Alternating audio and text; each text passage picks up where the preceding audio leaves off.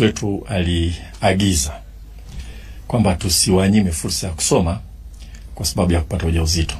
Elimu ni ufunguo wa maisha. Hasa mwanafunzi kwa chochote kilichotokea akapata mtoto kaanzisha maisha afu na mnyima maisha, na kwa sio vizuri. Sasa takwimu kamili ya sasa hivi siwezi kuzisema. 10,300 10,300. Sawa. Kwa hiyo utaratibu uliopo kwa kweli ni kwamba tumewaruhusu kurudi kusoma, na kuna waraka maalum wa kamishna wa elimu ambao umetoa namna ya kurudi kwenda kusoma. Na namna moja hapo ni unaweza kurudi kwenye shule ile, lakini tunaangalia maslahi ya kale kachanga. Kamenyonya kwanza, kamefika mahali fulani unarudi, alafu unaendelea kusoma. Wengine wanapenda kusoma, kwa mfano pale Turiani Dar es Salaam shule hawachanganywi katika na wale wenzao, wana madarasa tofauti.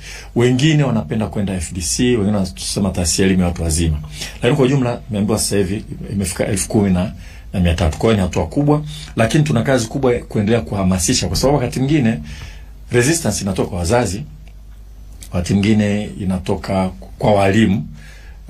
Wanaamini kwamba wakirudi watasababisha wengine na wenyewe waone kwamba kupata ujauzito sio jambo la ajabu, ni jambo la kawaida. Lakini tumefanya utafiti, na utafiti huu umelinganisha kwa mfano Tanzania bara na Zanzibar. Zanzibar hajawahi kuwanyima fursa ya kusoma. Hatujaona kama kwa ruhusu kurudi kumeongeza ujauzito mashuleni.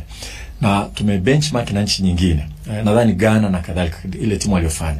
Na napenda kuhakikishia wazazi, walimu na jumuiya kwa ujumla wake, hatujaona mahali pengine pote kwamba mtu anapata ujauzito alivorudi kwenda kusoma amesababisha watoto wengine wengi kuwa na wimbi la kupata ujauzito. Kwa hiyo sisi wote tupokee vizuri haya maelekezo, tuwarudishe hawa, kwa sababu tuna mifano mizuri. Tulifanya ile siku inaitwa nini ile?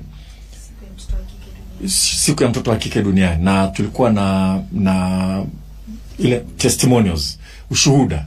Kwa wengine walikuja wakapata first class, wengine wako na wanasema sio rahisi hata siku moja kupata ujauzito, kupata mtoto na kurudi kusoma. Wote walisema ni swala gumu sana, na watoto wote lazima wajue hilo, na tutaendelea kuwahimiza. Lakini limeshatokea. Likishatokea tusiwanyime, na ningependa kurudia hilo, na tutatafuta namna labda ule utafiti tuje tukae na maafisa elimu wa wilaya na mkoa tulizungumze hilo, kwamba tunaendelea kutoa elimu na kuhamasisha watoto wajilinde.